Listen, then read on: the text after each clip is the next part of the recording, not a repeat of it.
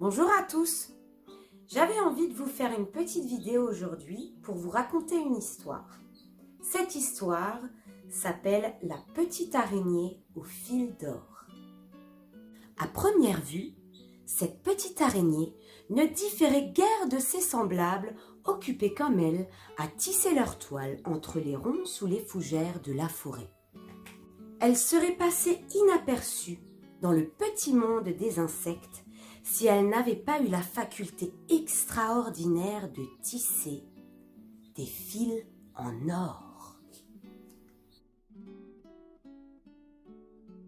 Pourquoi ? Dieu seul le savait. Toujours est-il que ces toiles brillaient d'un éclat merveilleux dans les rayons du soleil et que la petite araignée en tirait grande vanité. Jamais elle ne manquait de vanter la qualité exceptionnelle de ces fils, par ailleurs aussi fins et aussi légers que tous les autres. Un vieux scarabée vivant dans les sous-bois et que les jeunes insectes traitaient volontiers de « papa grincheux », lui commandait souvent un peu plus de modestie et d'humilité. Mais il perdait son temps, comme le font si souvent ceux qui désirent faire profiter les autres de leur expérience.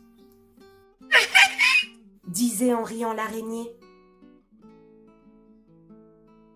Si vous tissiez des toiles en or, papa grincheux, vous seriez aussi fier que moi. La nouvelle se répandit très vite et très loin à travers toute la forêt. La petite araignée, très peu modeste, attirait tous les visiteurs. Ils venaient admirer son prodigieux travail et lui prodiguer 1001 compliments. Cette nouvelle courut bientôt le pays entier et parvint même jusqu'aux oreilles de la princesse. Celle-ci, aussi curieuse que coquette, voulut posséder pour son usage personnel une fileuse de pareil talent. Elle envoya donc des visiteurs dans la forêt avec mission de ramener cet insecte prodige au palais. Quelle ne furent pas la surprise, ainsi que la fierté de l'araignée, lorsqu'elle se vit ainsi, avec tous les égards dus à une personnalité d'importance, d'avoir à se rendre auprès de la princesse. Tous les insectes de la forêt s'étaient rassemblés pour assister au départ de leur amie. Et ils la regardaient avec envie entrer dans la petite boîte capitonnée de soie qui devait lui tenir lieu de carrosse. Tous les insectes, dis-je, excepté le vieux scarabée qui lui bougonnait dans son coin. Tant d'honneurs ne sont point nécessaires à une vie heureuse. La petite araignée se présenta donc devant la princesse qui demanda aussitôt à voir un échantillon de son travail. Notre habile fileuse se mit alors à tisser ses plus beaux fils et la princesse émerveillée la fit installer dans une jolie cage de cristal en donnant ordre à ses domestiques de lui fournir autant de pucerons dodus qu'elle aura envie d'en manger. Très flattée et fort satisfaite de son sort, la petite araignée, donnant libre cours à son imagination comme à sa fantaisie, se mit alors à confectionner de ravissantes dentelles, dont la princesse se parait en de somptueux atours. Lorsque celle-ci avait des invités, elle ne manquait jamais de se faire apporter la cage de cristal et la petite araignée se regorgeait d'être ainsi le centre d'attention de ces nobles assemblées. Si le vieux scarabée papa grincheux avait pu me voir séduire tous les hauts dignitaires de ce pays. Pourtant, un jour où elle travaillait devant la fenêtre ouverte sur le jardin, l'envie la prit de s'en aller courir dans le sous-bois. Elle en demanda l'autorisation à la princesse, qui, elle, refusa net. « Que non, ma belle amie, lui répondit-elle, tu m'es bien trop précieuse. Et si tu n'allais jamais revenir ? Mais je reviendrai. Je ne demande qu'à te croire, mais tu pourrais te faire dévorer par un oiseau ou écraser sous le pied d'un promeneur. Non, non, non, je ne veux pas courir le moindre risque de te perdre. Et c'est ainsi que la petite araignée perdit à jamais l'espoir de retrouver la liberté. Du coup, son palais de cristal lui devint une odieuse prison.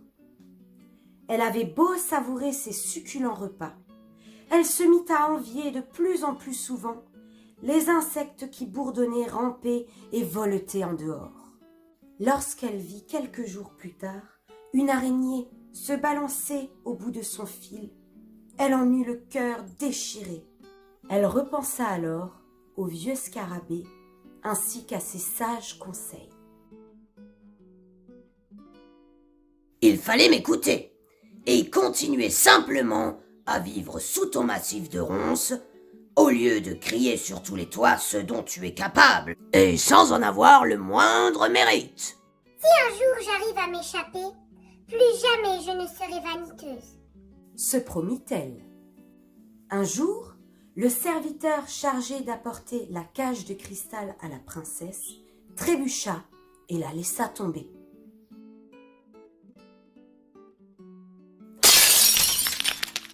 Elle se brisa en 1000 morceaux sur le parquet. D'abord, un peu étourdie par le choc, la petite araignée se ressaisissait aussitôt et comprenait qu'elle était enfin libre. Ah! Quel bonheur! De toute la vitesse de ses 8 petites pattes, l'araignée traversa la pièce, passa sous la porte et s'enfonça dans la mousse du jardin. Puis fila à toute vitesse pour rejoindre la forêt.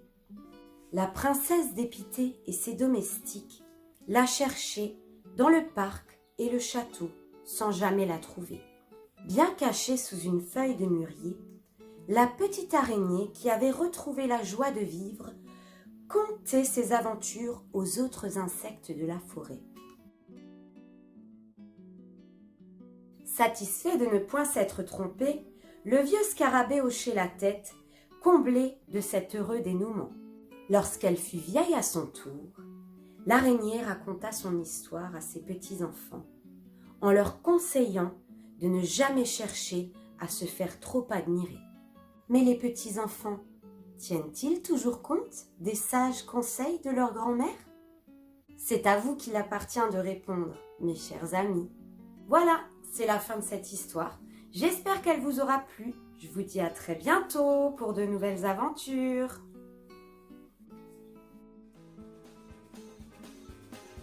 Aujourd'hui, je fais cette petite vidéo. Aujourd'hui, je fais...